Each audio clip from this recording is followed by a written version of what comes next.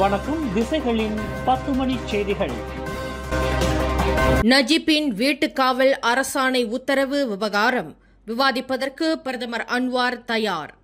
முன்னாள் பிரதமர் Datuk Seri Najib Tun Razak தமது எஞ்சிய சிறைவாசத்தை வீட்டுக்காவலில் கழிப்பதற்கு முன்னாள் மாமன்னர் பிறப்பித்துள்ள ஒரு கூடுதல் அரசாணை உத்தரவு இருப்பதாக கூறப்படும் விவகாரம் குறித்து விவாதிப்பதற்கு தாம் தயாராக இருப்பதாக பிரதமர் டத்தோஸ்ரீ அன்வார் இப்ராஹிம் தெரிவித்துள்ளார். அந்த அரசாணை உத்தரவு தொடர்பில் எடுக்க வேண்டிய எந்தவொரு நடவடிக்கை குறித்தும் அம்னோவின் தலைவர் டத்தோஸ்ரீ டாக்டர் அஹமத் ஜயித் மற்றும் அக்கட்சியைச் சேர்ந்த தலைவர்களுடன் விவாதிப்பதற்கு தாம் தயாராக இருப்பதாக டத்தோஸ்ரீ அன்வார் குறிப்பிட்டார். ஆனால் இந்த விவகாரம் இன்னமும் நீதிமன்றத்தில் உள்ளது. எனவே நீதிமன்றத்தை முந்திச் செல்ல தம்மால் இயலாது என்று பிரதமர் தெளிவுபடுத்தினார்.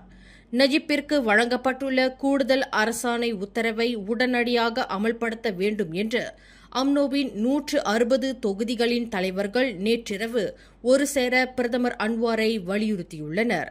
கடந்த ஆண்டு ஜனவரி மாதம் 4ஆம் தேதி நாட்டின் 16வது மாமன்னரான சுல்தான் அப்துல்லா பிறப்பித்துள்ள கூடுதல் அரசாணை உத்தரவை அமல்படுத்துவதற்கு பிரதமர் என்ற முறையில் அன்வார் முழு பொறுப்பேற்க வேண்டும் என்று கோலாலம்பூரில் திரண்ட அம்னோ டிவிஷன் தலைவர்கள் கோரிக்கை விடுத்திருந்தனர். இவ்விவகாரத்தில் 2 விஷயங்களை தாம் தெளிவுபடுத்த முடியும் என்று அன்வார் கூறினார். ஒன்று, இந்த விவகாரம் நீதிமன்றத்தில் இருப்பதால் தம்மால் இப்போதைக்கு எந்த ஒரு நடவடிக்கையும் எடுக்க இயலாது. இரண்டாவது, இந்த விவகாரம் குறித்து அம்னோ தலைவர் மற்றும் துணைத் தலைவருடன் விவாதிக்க தாம் தயாராக இருப்பதாக அன்வார் விளக்கினார். இன்று புத்ராஜயாவில் உள்ள பள்ளிவாசலில் வெள்ளிக்கிழமை தொழுகையில் கலந்து கொண்ட பின்னர் செய்தியாளர்களிடம் பேசுகையில் அன்வார் இதனை தெரிவித்தார். 13வது மலேசிய திட்டத்தின் கீழ் இந்திய சமுதாயத்தை தேசிய நீரோடையில் இணைப்பதற்கான ஆக்ககரமான திட்டங்களை முன்வைத்து அரசாங்கத்திடம் பரிந்துரைகள் சமர்ப்பிக்கப்பட்டுள்ளதாக மைகா தேசிய தலைவர் தான் ஸ்ரீ S.A. விக்னேஸ்வரன் தெரிவித்தார். கல்வி, சமூகவியல், பொருளாதாரம், தொழில்துறை உட்பட பல்வேறு துறைகளில் மலேசிய இந்தியர்களை ஏற்ற மிகுந்த சமுதாயமாக தேசிய நீரோடையில் இணைப்பதற்குரிய திட்டங்களை முன்வைத்து பிரதான பரிந்துரைகளை அரசாங்கத்திடம் மைகா வழங்கியிருப்பதாக தான் ஸ்ரீ விக்னேஸ்வரன் குறிப்பிட்டார். 13வது மலேசிய திட்டத்தில் மலேசிய இந்தியர்கள் பெற வேண்டிய அனுகூலங்களை முன்வைத்து இந்த பரிந்துரைகள் பிரதமர் டத்தோஸ்ரீ அன்வார் இப்ராஹிமிடமும் பொருளாதார அமைச்சரிடமும் மைகா வழங்கியிருப்பதாக தான் ஸ்ரீ விக்னேஸ்வரன் தெரிவித்தார். இன்று மைகா தலைமையகத்தில் நடைபெற்ற மைகா மத்திய செயலவை கூட்டத்திற்கு தலைமையேற்ற பின்னர் செய்தியாளர்கள் கூட்டத்தில் பேசுகையில் தான் ஸ்ரீ விக்னேஸ்வரன் இதனை விவரித்தார்.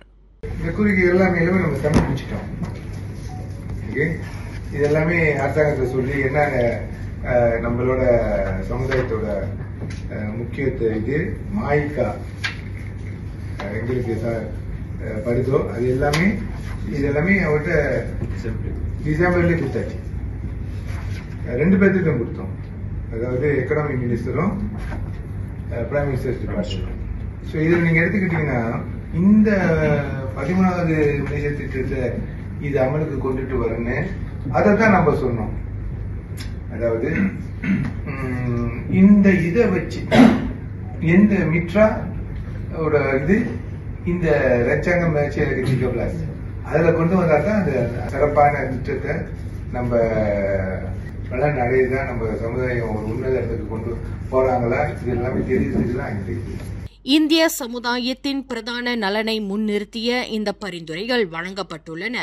13வது மலேசிய திட்டத்தின் கீழ் தேசிய நீரோடையில் இந்திய சமுதாயம் இணைக்கப்பட வேண்டும்.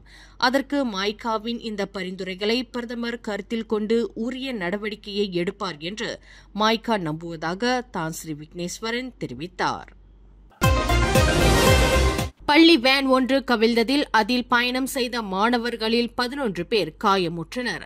இந்த சம்பவம் இன்று காலை 7:01 மணியளவில் ஜொஹூர் பாரு ஜாலான் அப்துல் சமாட்டில் நிகழ்ந்தது. சாலையில் சாக்கடை நீர்க்குழியில் பள்ளி வேன் மோதியதில் நிலைத்தன்மை இழந்து கவிழ்ந்ததாக கூறப்படுகிறது. சம்பவம் நிகழும்போது அந்த வேனில் அதன் ஓட்டுநர் உட்பட மொத்தம் 17 பேர் இருந்ததாக தெரிவிக்கப்பட்டது. காயமுற்ற 11 பேர் ஜோஹர் பாரு சுல்தானா அமினா மருத்துவமனையில் சேர்க்கப்பட்டுள்ளனர். இந்த சம்பவம் 1987ஆம் ஆண்டு போக்குவரத்து சட்டத்தின் கீழ் விசாரணை செய்யப்பட்டு வருவதாக ஜோஹர் பாரு ஸ்லாத்தான் மாவட்ட போலீஸ் தலைவர் ஏசிபி ராவ் ஸ்லாமாட் தெரிவித்தார். சில விவகாரங்களை பகிரங்கமாகவும் வெளிப்படையாகவும் பேசியிருக்கும் PKR உறுப்பினர்களுக்கு எதிராக ஒழுங்கு நடவடிக்கை எடுப்பதற்கு கட்சியின் தேசிய தலைவர் டத்தோஸ்ரீ அன்வார் இப்ராஹிம் திட்டம் கொண்டிருக்கவில்லை என்று கட்சியின் தகவல் பிரிவு தலைவர் டத்தோ ஃபாமி ஃபசில் தெரிவித்துள்ளார். PKR கட்சி உறுப்பினர்கள் எந்த ஒரு விவகாரமாக இருந்தாலும் வரம்பு மீறாமல் தங்கள் கருத்துக்களை தெரிவிக்க உரிமை பெற்றுள்ளனர் என்று கட்சி தலைவர் கருதுவதாக டத்தோ ஃபாமி விளக்கினார். நீதித்துறையில் நெருக்கடி இருப்பதாக கூறி அது குறித்து விசாரணை செய்வதற்கு விசாரணை ஆணையம் ஒன்று அமைக்கப்பட வேண்டும் என்று கட்சியின் முன்னாள் துணைத் தலைவர் ரஃபிசி ரம்லி உட்பட கட்சியின் 9 நாடாளுமன்ற உறுப்பினர்கள் அண்மையில் பகிரங்கமாக கோரிக்கை விடுத்தது தொடர்பில் டத்தோஃபாமி கருத்துரைத்தார். இத்தகைய கோரிக்கை விடுப்பதால் தாங்கள் கட்சியிலிருந்து இடைநீக்கம் செய்யப்படக்கூடிய சாத்தியம் இருப்பதாகவும் ரஃபிசி ரம்லி நேற்று அச்சம் தெரிவித்திருந்தார். நாட்டின் புதிய தலைமை நீதிபதியாக நியமிக்கப்பட்டுள்ள டத்தோ வான் அமட் ஃபாரிட் வான் சாலே நீதி பரிபாலனத்தை தூய்மைப்படுத்துவதில் உறுதியாக இருக்க வேண்டும் என்று முன்னாள் சட்டத்துறை அமைச்சர் டத்தோ ஜைட் இப்ராஹிம் கேட்டுக் கொண்டார். டத்தோ வான் ஹமாட்டிற்கு 62 வயதாகிறது. நீதித்துறையில் அவர் எஞ்சியிருக்கக்கூடிய அடுத்த 4 ஆண்டுகளில் பலவீனமான நிலையில் உள்ள நீதி பரிபாலனத்திற்கு ஒரு அர்த்தமுள்ள பங்களிப்பை வழங்க முடியும் என்று ஜைட் குறிப்பிட்டார்.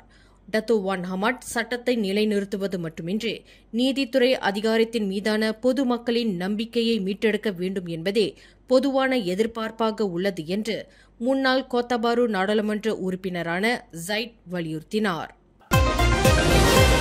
கடந்த ஜூன் 9ஆம் தேதி பேரா கரிக்கில் நிகழ்ந்த தஞ்சோங் மாலிம் உப்சி மாணவர்கள் சம்பந்தப்பட்ட பேருந்து விபத்துக்கு முக்கிய காரணம் அந்த பேருந்து படுவேகத்தில் சென்றுள்ளதாக புலன் விசாரணையில் தெரியவந்துள்ளது. 15 பேர் பலியான அந்த சம்பவத்திற்கு பேருந்தின் பிரேக் செயலிழந்து விட்டதாக அதன் ஓட்டுநர் கூறிய போதிலும் பேருந்தின் அனைத்து பிரேக்குகளும் செயலாக்கத்தில் இருந்துள்ளன என்று போக்குவரத்து அமைச்சின் சாலை போக்குவரத்து பாதுகாப்பு சிறப்பு பணிக்குழு தனது அறிக்கையில் குறிப்பிட்டுள்ளது. நிர்ணயிக்கப்பட்ட விதிமுறைகளை பின்பற்றாமல் அந்த பேருந்து சென்றதும் விபத்துக்கான மற்றொரு காரணமாகும். பேருந்தின் அத்தகைய வேகத்திற்கு சாலை வளைவில் விபத்துக்குள்ளாவதற்கான சாத்தியம் அதிகமாக இருப்பதாக இன்று வெளியிடப்பட்ட பூர்வாங்க அறிக்கையில் அந்த சிறப்பு பணிக்குழு தெரிவித்துள்ளது. தம்மை சட்டவிரோதமாக கைது செய்ததற்காக கூட்டரசு பிரதேச இஸ்லாமிய சமய இலாகாவான ஜாவிக்கு எதிராக வழக்கறிஞரும் சமூக ஆர்வலருமான சித்தி காசிம் தொடுத்த வழக்கில் இன்று வெற்றி பெற்றார். அந்த சமூக போராட்டவாதிக்கு கூட்டரசு பிரதேச இஸ்லாமிய சமய இலாகா 1,60,000 ரிங்கிட் இழப்பீடு வழங்க வேண்டும் என்று கோலாலம்பூர் உயர்நீதிமன்றம் உத்தரவிட்டது. கடந்த 2016ஆம் ஆண்டு ஹோட்டல் ஒன்றில் நிதி திரட்டும் விருந்தோம்பல் நிகழ்வை ஏற்பாடு செய்ததற்காக அந்த சமய இலாகா தம்மை கைது செய்ததை எதிர்த்து சித்தி காசிம் அந்த இலாகாவைச் சேர்ந்த 15 அதிகாரிகள் மற்றும் 7 தனிநபர்களுக்கு எதிராக மான நஷ்ட வழக்கை தொடுத்து இருந்தார். தாம் எந்தவொரு அதிகாரிக்கும் இடையூறு விளைவிக்காத நிலையில் தாம் கைது செய்யப்பட்டு ஹோட்டலிலிருந்து இழுத்து செல்லப்பட்டு தடுத்து வைக்கப்பட்டு இருந்தது சட்டவிரோதமானது என்று கூறி சித்தி காசிம் இந்த சிவில் வழக்கை தொடுத்திருந்தார். ஹோட்டலில் ஒரு பொது நிகழ்ச்சி ஏற்பாடு செய்யப்பட்டு இருந்த வேளையில் சித்தி காசிமை சமய இலாகா அமலாக்க அதிகாரிகள் கைது செய்திருப்பது மூலம் அந்த அதிகாரிகள் தங்கள் அதிகாரத்தை தவறாக பயன்படுத்தியுள்ளனர் என்பது விசாரணையில் தெரியவந்துள்ளது என்று நீதிபதி சூ தியாங் ஜோ தமது தீர்ப்பில் தெரிவித்தார். நீதிபதிகள் நியமனம் தொடர்பில் சமூக வலைதளங்களில் பொய்யான மற்றும் அருவருத்தக்க உள்ளடக்கத்தை பதிவேற்றம் செய்த தனிநபரை MCMC எனப்படும் மலேசிய தொடர்பு மற்றும் பல்லுலக ஆணையம் தீவிர விசாரணை செய்து வருகிறது. இந்த விவகாரத்தில் தனிநபர் ஒருவர் சம்பந்தப்பட்டுள்ளதாக MCMC புகார் பெற்றுள்ளது. அதேவேளையில் அந்த தனிநபரிடம் இன்று பிற்பகல் 2:30 மணியளவில் பட்டாலிங் ஜெயா மாவட்ட போலீஸ் தலைமையகம் வாக்குமூலம் பதிவு செய்துள்ளதாக MCMC வெளியிட்டுள்ள ஓர் அறிக்கையில் தெரிவித்துள்ளது. பத்துகாவானில் நில விற்பனை சர்ச்சை தொடர்பில் பினாங்கு முதலமைச்சர் சோ கொன்யோவிற்கு எதிராக தாம் தொடுத்திருந்த அவதூறு வழக்கை மாநில முன்னாள் துணை முதலமைச்சர் டாக்டர் பி ராமசாமி மீட்டுக் கொண்டுள்ளார். எந்தவொரு நிவாரணமின்றி வழக்கை மீட்டுக் கொள்வதற்கு தனது கட்சிக்காரரான டாக்டர் ராமசாமி இணக்கம் தெரிவித்துள்ளதாக அவரின் வழக்கறிஞர் ஷம்ஷேர் சிங் தின் நீதிமன்றத்தில் தெரிவித்தார். இதனைத் தொடர்ந்து பினாங்கு செஷன்ஸ் நீதிமன்ற நீதிபதி ஹெல்மிகானி இணக்க தீர்ப்பை பதிவு செய்தார். கடந்த காலங்களில் பல்வேறு குற்றப்பதிவுகளை கொண்டுள்ளதாக நம்பப்படும் ஒரு தம்பதியரை 5 MPV ரோந்து போலீஸ் கார்கள் விரட்டிச் சென்று வளைத்து பிடித்தன. இந்த சம்பவம் நேற்று வியாழக்கிழமை இரவு 11:30 மணியளவில் மலாக்காவில் நிகழ்ந்தது. இதில் பிடிப்பட்ட 28 வயதுடைய நபருக்கு 18 குற்றப்பதிவுகள் உள்ளன. அவரின் 27 வயது மனைவிக்கு 4 குற்றப்பதிவுகள் இருப்பதாக மலாக்கா தங்கா மாவட்ட போலீஸ் தலைவர் ACP கிறிஸ்தபர் பட்டேட் தெரிவித்தார். 5 போலீஸ் ரோந்து கார்களில் ஒன்று அந்த தம்பதியர் பயணித்த புரோட்டோன் வீரா காரை மோதிய போது அவர்களால் தொடர்ந்து தப்பிக்க இயலாத நிலையில் மற்ற MPV கார்கள் வழி மறித்ததாக அவர் குறிப்பிட்டார். குற்றவியல் அச்சுறுத்தல் தொடர்பாக தேடப்பட்டு வந்த அந்த தம்பதியர் கிப்மால் பாச்சாங்கில் இருப்பது தெரிய வந்ததைத் தொடர்ந்து அவர்களின் காரை போலீசார் பின் தொடர்ந்ததாக ACP கிறிஸ்தபர் பட்டேட் விளக்கினார். கேமரன் மலை பிரிஞ்சாங் அருகில் காமோங் மக்காயு டேசா கயாங்கனில் ஒரு நீர் தொட்டி அருகில் புதியதாக பிறந்த ஆண் குழந்தை ஒன்றின் சடலம் புதைக்கப்பட்டிருந்தது கண்டுபிடிக்கப்பட்டுள்ளது. நீர்த்தொட்டி அருகில் குழி தோண்டியதைப் போல் மண் கிளறப்பட்டு கிடந்ததை கண்ட அப்பகுதி மக்கள் அந்த இடத்தை தோண்டி பார்த்தபோது குழந்தையின் சடலம் புதைக்கப்பட்டிருப்பது அம்பலமானதாக கேமரன் மலை போலீஸ் தலைவர் அஸ்ரி ரம்லி தெரிவித்தார். இச்சம்பவம் தொடர்பில் 19 வயது இளைஞர் கைது செய்யப்பட்டு குழந்தையின் சடலத்தை புதைப்பதற்கு பயன்படுத்தப்பட்ட மண்வெட்டி இதர உபகரணங்களை போலீசார் பறிமுதல் செய்தனர்.